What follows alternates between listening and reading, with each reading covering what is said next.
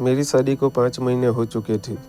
शुरू में मेरे पति ने मुझे बहुत प्यार दिया, पर कुछ समय बाद वह अपनी बिजनेस ट्रिप के लिए विदेश चले गए।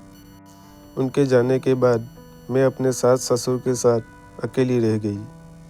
कुछ दिनों बाद मैंने नोटिस किया कि मेरे सास ससुर अपना कमरा बंद करके अजीब तरह की फिल्में देखते हैं। मुझे यह सब बहुत अजीब लगता था, क्योंकि वो दोनों सुबह सुबह ही अपना कमरा बंद कर लेते थे। एक दिन मैं अचानक उन दोनों के कमरे में घुस गई और मैंने कहा, आज मुझे भी आप दोनों के साथ फिल्म देखनी है। मैं भी घर में अकेली बैठी बोर हो जाती हूँ। वो दोनों मुझे देखकर चौंक गए, क्योंकि फिल्म देखने के साथ साथ ससुर जी अपने हाथों का इस्तेमाल कर रहे थे और सासू माँ उनकी। हेलो दोस्तों, आज की इस रोमांचक कहानी में आप सभी का स्वागत है। मेरा नाम नेहा है और मैं एक बहुत अमीर परिवार से ताल्लुक़ रखती हूँ। मैं अपने मम्मी पापा की एक लौती औलाद हूँ। कुछ ही महीनों पहले मैंने अपनी पढ़ाई ख़त्म की है और जैसे ही मेरी पढ़ाई पूरी हुई, मेरे माता पिता को मेरी शादी की फ़िक्र होने लगी। मुझे भी इस बात से कोई परेशानी नहीं थी, क्योंकि हर लड़की को एक न एक दिन अपने माता पिता को छोड़कर ससुराल जाना पड़ता है। यही सब सोचकर मेरे माता पिता मेरे लिए हमारे ही स्टेटस का लड़का ढूंढने लगे। जैसे ही मेरे रिश्तेदारों में पता चला कि मेरे पापा कोई अच्छा सा लड़का ढूंढ रहे हैं, तो मेरे लिए ढेर सारे रिश्ते आने लगे। लेकिन मेरे पापा को कोई ना कोई कभी निकाल कर हर रिश्ते को मना कर देते थे। अब तो मैं खुद बहुत परेशान हो गई थी कि पापा हर रिश्ते को मना क्यों कर देते हैं। हमारे ही पड़ोस में एक आंटी रहती थी जो लोगों के रिश्ते करवाती थी। एक दिन वो हमारे घर आई तो मेरी माँ ने उससे कहा, कल्पना, हम नेहा के लिए कोई अच्छा सा लड़का ढूंढ रहे हैं। अगर तुम्हारी नज़र में कोई अच्छा सा रिश्ता हो तो हमें ज़रूर बताना। कुछ दिनों बाद कल्पना आंटी हमारे घर एक रिश्ता लेकर आई जो मेरे मम्मी पापा को बहुत पसंद आया। लड़के का नाम रोहन था और उसका खुद का बिजनेस था। वो भी अपने माता पिता का एकलौता बेटा था और उसके घर में उसके मम्मी पापा के अलावा और कोई नहीं था। मेरे मम्मी पापा को रोहन बहुत पसंद आया था और मुझे भी फ़ोटो देखते ही रोहन पसंद आ गया था। कुछ दिनों बाद हम दोनों की शादी हो गई और मैं रोहन के घर चली आई। शुरू के कुछ महीने बहुत अच्छे गुजरे थे। रोहन मुझसे बहुत प्यार करता था और मेरी देखभाल भी करता था। वो हर वक्त प्यार भरे मूड में रहता था और यह सब देखकर मुझे बहुत अच्छा लगता था, क्योंकि मुझे हमेशा से ऐसा ही पति चाहिए था जो सिर्फ मेरा होकर रहे। पर कुछ दिनों के बाद रोहन को अपनी बिजनेस ट्रिप के लिए विदेश जाना पड़ गया। वो मुझे ढेर सारा प्यार करके गए थे, लेकिन उनके जाने के बाद मैं बहुत उदास हो गई थी और इसी उदासी से बचने के लिए मैं घर के काम करने लग गई थी। एक दिन सुबह का समय था जब हमारे घर का सिक्योरिटी गार्ड अपने हाथ में कुछ पकड़े हुए मेरे पास आया। मैंने उससे पूछा, क्या हुआ दादा, आप यहाँ क्या कर रहे हो? वो बोले, मालिक के लिए एक पार्सल आया है बहू। और ऐसा कहकर उन्होंने मेरे सामने एक बॉक्स रख दिया। मैंने बॉक्स देखा तो उस पर मेरे ससुर जी के नाम की एक स्लिप लगी हुई थी। मैं इस सोच में पड़ गई कि भला इस उम्र में कौन ससुर जी को पार्सल भेज सकता है। मैंने उस बॉक्स को खोलना चाहा तो मेरी सास ने आकर वो उसे झपट लिया, जैसे कि उनकी कोई चोरी पकड़ी जाने वाली हो। मैं यह देखकर हैरान रह गई थी और उनकी इस हरकत के बाद तो मैं सोच में पड़ गई थी। सासू माँ बिना कुछ कहे अपने कमरे में चली गई और उनके पीछे पीछे ससुर जी भी कमरे में चले गए और दरवाजे को बंद कर दिया। उसके बाद मैं अपने कामों में लग गई, लेकिन मेरा दिमाग बार बार सास ससुर की तरफ जा रहा था। मैं यही सोच रही थी कि आखिर उस बॉक्स में ऐसा क्या हो सकता है जो सासू माँ ने मुझसे ऐसे खींच लिया। यही सोचते सोचते न जाने कब मेरी आंख लग गई। सुबह हुई तो मैं आंगन में आकर बैठ गई। तभी मेरे ससुर जी अपने कमरे से निकले। मैं बड़ी हैरानगी से उनकी तरफ देख रही थी, क्योंकि उन्होंने ऊपर ऊपर एक चादर डाल रखा था और उस चादर के अंदर न जाने क्या छुपा रहे थे, या फिर मुझे ही ऐसा लग रहा था क्योंकि उनका एक हाथ चादर के अंदर था। वैसे उनकी टांगों में हमेशा दर्द रहता था और आज बिना किसी नौकर की मदद से बाहर निकले जा रहे थे। मैं आगे बढ़ी और सोचा कि चलो उनसे पूछ लूं कि उन्हें किसी चीज़ की ज़रूरत तो नहीं, मगर वो मेरी बात को अनसुना करके बाहर चले गए। थोड़ी देर बाद ससुर जी वापस आए और कल की ही तरह अपने कमरे में जाकर दरवाज़ा बंद कर लिया। मैं दरवाजे के पास कान लगाकर खड़ी हो गई, क्योंकि मैं सुनना चाहती थी कि अंदर क्या बातें हो रही है, मगर मुझे अंदर से सिर्फ शोर ही सुनाई दे रहा था। मैं हैरान थी कि अंदर तो सिर्फ 2 लोग ही हैं, फिर इतना शोर क्यों आ रहा है। जब मुझे कुछ समझ में नहीं आया तो मैं अपने कमरे में चली आई।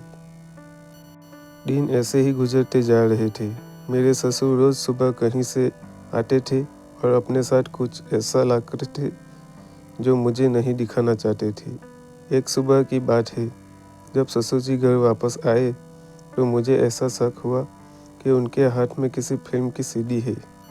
वो सीडी देखकर मैं हैरान थी कि क्या मेरे सास ससुर फिल्म देखते हैं और किसी तरह की फिल्म देखते हैं जो उन्हें अपने कमरे में का दरवाज़ा बंद करना पड़ता है। एक दिन मैंने फैसला किया कि आज मैं पता करके रहूँगी कि मेरे सास ससुर ऐसा क्या देखते हैं जो उन्हें अपने कमरे का दरवाज़ा बंद करना पड़ता है। एक सुबह की बात है, ससुर जी बाहर से आ रहे थे और आज भी उन्होंने हाथों में किसी फिल्म की सीडी थी।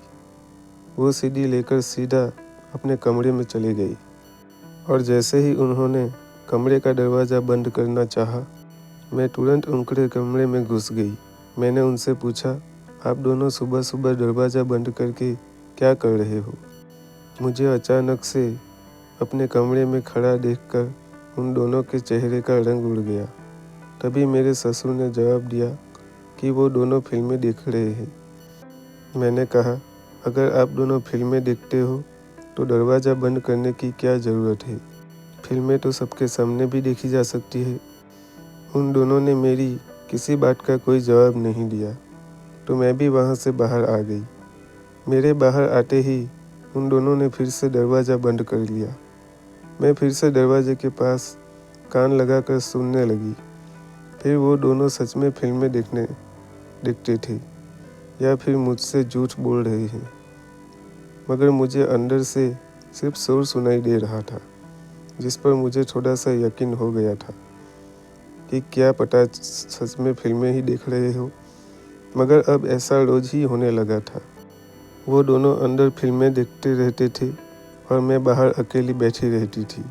शादी से पहले मैंने सुना था कि घर के बड़े बुजुर्ग घर की रौनक बढ़ाते हैं, पर यहाँ तो उल्टा ही था। मेरे सास ससुर तो सारा दिन कमरे में ही घुसे रहते हैं और मैं अकेली इतने बड़े घर में इधर उधर भटकती रहती हूँ। एक दिन मेरे दिमाग में एक आइडिया आया, क्योंकि मेरी बेचैनी को ख़त्म करने के लिए मेरे पास एक ही तरीका था और मैंने उसे अपनाने का सोचा। अगले दिन मैं सुबह जल्दी उठकर आंगन में बैठ गई। पर यह क्या, आज तो ससुर जी कहीं बाहर ही नहीं गए थे और ना ही कोई पार्सल हमारे घर आया था। और ऐसे ही 5-6 दिन और बीत गए। अब ना ही मेरे ससुर घर से बाहर जाते थे और ना ही कोई पार्सल आता था। एक दिन मैंने बातों ही बातों में उनसे पूछा तो वो मुझसे कहने लगे कि तुम्हें तो पता ही है बेटा कि मेरी टांगों में कितना दर्द होता है, इसलिए मैं हर रोज़ घर से बाहर नहीं जा सकता। मैं उनकी बातों पर भरोसा नहीं कर पा रही थी, क्योंकि कुछ दिन पहले तक तो वो रोज़ ही सीडी लेने जाते थे। यही बात जब मैंने उनसे कही तो उन्होंने चिल्लाना शुरू कर दिया। वो बोले, कोई मेरे काम में दखल अंदाजी करे, यह मुझे बिल्कुल पसंद नहीं। तुम अपनी हद में रहो, वरना तुम्हारे लिए अच्छा नहीं होगा। उन्होंने इस तरह से कभी मुझसे बात नहीं की थी, इसलिए मैं रोती हुई वहाँ से अपने कमरे में आ गई। अब मुझे उनसे थोड़ा थोड़ा डर भी लगने लग गया था, पर अब मेरा शक यकीन में बदलता जा रहा था कि ज़रूर कोई ना कोई ऐसी बात है जो ये दोनों मुझसे छुपा रहे हैं। अगले दिन वो फिर सीढ़ी लेकर आए और अपने कमरे में चले गए। तभी मैं उनके पीछे गई और अपनी सासू माँ से कहा, आज मुझे भी आप दोनों के साथ फिल्म देखनी है। रोहन बहुत दिनों से अपने बिजनेस ट्रिप पर गए हुए हैं और मैं घर में अकेली बोर हो जाती हूँ। क्या मैं भी आप दोनों के साथ यहीं बैठ जाऊँ? उन दोनों ने मुझे ये कहकर कमरे से बाहर निकाल दिया कि यह हमारे ज़माने की फिल्म है और तुम इसे नहीं देख सकती। इतना कहकर उन दोनों ने फिर से अपने दरवाजे का कमरा बंद कर दिया। अब मैं बाहर खड़ी इसी सोच में डूबी हुई थी कि ये क्या बात हुई। भला अगर मैं भी उनके ज़माने की फिल्म देखना चाह रही हूँ तो वो दोनों मुझे मना क्यों कर रहे हैं, देखने क्यों नहीं दे रहे हैं। मैं उदास होकर उनके कमरे के बाहर ही बैठ गई। कुछ घंटे बाद मेरे सास ससुर भी बाहर निकल आए, पर मैंने उनसे कुछ नहीं कहा, क्योंकि मैं नहीं चाहती थी कि उन्हें मुझ पर शक हो कि मैं उन दोनों पे निगरानी कर रही हूँ। दिन गुजर रहे थे, पर मुझे मेरे सवालों के जवाब नहीं मिल रहे थे। रात हो गई और मैं अपने कमरे में सोने के लिए चली आई। मेरे सास और ससुर भी अपने कमरे में चले गए थे। आधी रात को अचानक से मेरी आँख खुली तो मुझे मेरे कमरे में घुटन सी महसूस हुई, इसलिए मैं उठकर आंगन में चली गई। आंगन में आकर मैंने देखा कि दरवाजे पर दो आदमी खड़े हुए हैं। यह सब देखकर मैं डर गई। पहले मैंने सोचा कि उनसे जाकर पूछती हूँ, फिर मेरी हिम्मत नहीं हुई। उन दोनों ने चादर ओढ़ रखी थी, इसलिए मुझे उनके चेहरे नहीं दिखाई दे रहे थे। अचानक मेरी आंखों के सामने अंधेरा छा गया और मैं बेहोश होकर ज़मीन पर गिर पड़ी। सुबह जब मेरी आंख खुली तो मैं अपने बिस्तर पर ही थी। मुझे सर में बहुत तेज दर्द हो रहा था और मैं बस यही सोच रही थी कि मैं अपने कमरे में कैसे आई। अचानक मुझे रात की बात याद आई और मैं बाहर की तरफ भागी, जहाँ मेरे सास और ससुर बैठे हुए थे। मैंने उनको कल रात की सारी बातें बताई, पर मेरी सास ने कहा कि तुम्हें कोई भ्रम हुआ होगा। मैंने उनको समझाने की बहुत कोशिश की कि वो मेरा भ्रम नहीं था, लेकिन वो दोनों मेरी कोई भी बात सुनने के लिए तैयार नहीं थे। थोड़ी देर बाद उन्होंने सिक्योरिटी गार्ड को बुलाया और उससे पूछा कि क्या कल रात को कोई दो आदमी आए थे। गार्ड ने जवाब दिया कि वो सारी रात ड्यूटी कर रहा था। अगर कोई अनजान व्यक्ति घर में आने की कोशिश करता तो उसे पता चल जाता। हमारे घर में दो सिक्योरिटी गार्ड थे और दोनों एक ही बात कह रहे थे। मेरी सास ने कहा, तुम कुछ दिनों से सही से खाना नहीं खा रही हो, शायद इसलिए कमजोरी की वजह से गिर गई होगी। उनकी बात सुनकर मैं खामोश हो गई, पर मैं सारा दिन इसी सोच में पड़ी रही कि सच में वहाँ पर कोई था और उसी में से किसी एक व्यक्ति ने मुझे बेहोश किया था। क्या सच था और क्या झूठ था, मेरी समझ में कुछ भी नहीं आ रहा था। मैं बहुत घबराई हुई थी। रात के 8 बज रहे थे और जब मैंने ससुर जी को घर से बाहर आते देखा तो मैं हैरान रह गई। मैं बगैर कुछ सोचे समझे उनका पीछा करने लगी कि शायद मुझे कुछ पता चल सके। उनके पास गाड़ी थी, लेकिन वो पैदल ही जा रहे थे और मैं भी चोरी छुपे उनके पीछे जा रही थी। थोड़ी देर चलने के बाद वो आगे जाकर एक दुकान में रुक गए। शायद वो सीढ़ी की दुकान थी। करीब 10 मिनट बाद ससुर जी उस दुकान से बाहर निकले। जब वो बाहर निकले तो उनके हाथ में एक सीढ़ी थी। उनके जाते ही मैं उस दुकान में घुस गई। मैं दुकानदार से ससुर जी के बारे में कुछ पूछना चाहती थी, पर कुछ सोचकर वहीं रुक गई और कुछ सीडी खरीदकर वापस घर आ गई। मैंने दुकानदार से कोई सवाल जवाब नहीं किया, क्योंकि क्या पता वो ससुर जी को सब बता दे, जिसकी वजह से मैं मुश्किल में आ जाती और मैं कोई खतरा मोल नहीं रहना चाहती थी। घर आकर मैंने फिर से ससुर जी का कमरा बंद पाया। मैं अपने कमरे में आकर बैठ गई और यही सब सोचने लगी। तभी रोहन का फ़ोन आ गया। उनकी आवाज़ सुनकर मैं हैरान भी हो गई थी और मुझे खुशी भी हो रही थी। वो परसों घर आ रहे थे, इसलिए मैं उनके स्वागत की तैयारियों में लग गई। फिर मैंने सोचा कि शायद मैं बहुत ज़्यादा सोच रही हूँ, और वैसे भी सास ससुर अपना कमरा बंद करके अंदर क्या करते हैं, इससे मुझे क्या लेना देना। तो बेहतर यही था कि मैं इस मामले से दूर रहूं।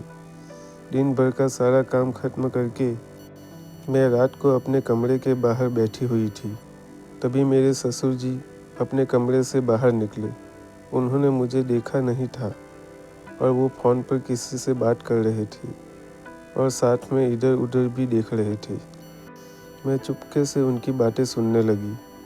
ससुर जी की बातें सुनकर मुझ पर आसमान गिरने वाला था। मैं हैरत से उनकी सारी बातें सुन रही थी और मेरा जो उन पर शक था वो यकीन में बदल गया था। सारी बातें ख़त्म करके वो अंदर चले गए और मैं भी अपने कमरे में आ गई, मगर मेरे दिमाग में उनकी वही सारी बातें घूम रही थी। अब मुझे पूरी सच्चाई पता करनी थी, मगर सारा सच जानने के लिए मुझे यह जानना ज़रूरी था कि सास और ससुर अपने कमरे में क्या करते हैं। अगर वो सच में फिल्म देखते हैं तो उस फिल्म में ऐसा क्या है जो मुझे देखने से मना करते हैं। अब बस कल का इंतज़ार था, क्योंकि कल मैं उन दोनों के इस राज से पर्दा उठाने वाली थी। आखिर इंतज़ार ख़त्म हुआ और कल का दिन भी आ गया।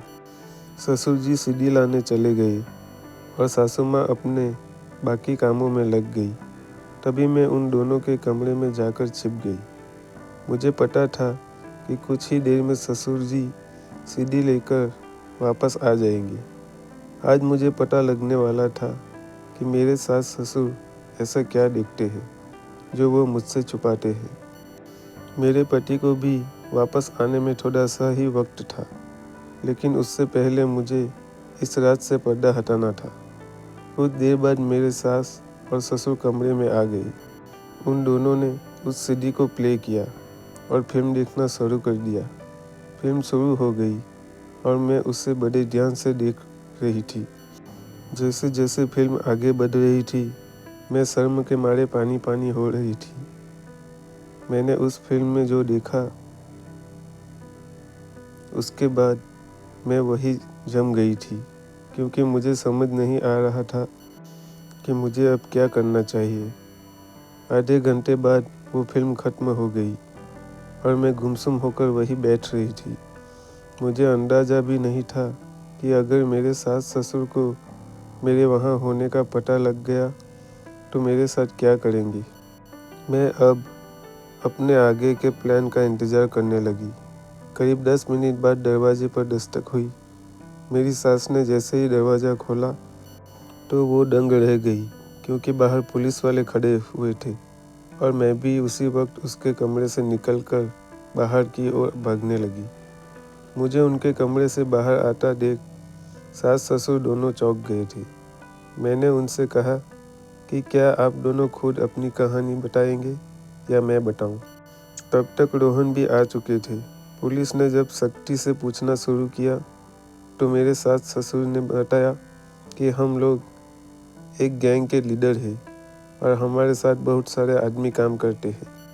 हम लड़कियों को अगवा करते हैं और उन्हें विदेश भेजते हैं, और जो अगवा की हुई लड़कियां विदेश नहीं जाती है उन्हें हम अपने ही देश में गलत कामों में लगा देते हैं। इन कामों में बहुत अच्छे पैसे मिलते हैं और यह काम हम बहुत सालों से कर रहे हैं, और अब तो इस धंधे में हमारा कदम अच्छी तरह से जम चुके थे। इसीलिए हमें आज तक कोई पकड़ नहीं पाया है। पर पता नहीं इस लड़की को हम पर कैसे शक हो गया। मैं तो इस लड़की को पहले दिन ही मार देना चाहता था, पर पता नहीं क्यों मेरी पत्नी को इस पर तरस आ गया। मैं इसको रास्ते से हटाने वाला ही था कि तब तक इसने हमारे बारे में सब पता कर लिया। मेरे पति को भी इस बारे में कुछ नहीं पता था। उन्हें नहीं पता था कि उनके माँ बाप इतने सालों से किस तरह की ज़िंदगी गुजार रहे थे। मेरे पति को यही सब देखकर काफ़ी शर्मिंदगी महसूस हुई। मेरे सास और ससुर को पुलिस पकड़ कर ले गई और उनके ज़रिए बाकी सब लोगों को भी गिरफ्तार कर लिया। मैंने और रोहन ने भी वो घर छोड़ दिया। सास और ससुर की सारी काली कमाई का पैसा हम दोनों ने गरीब बच्चों में बांट दिया।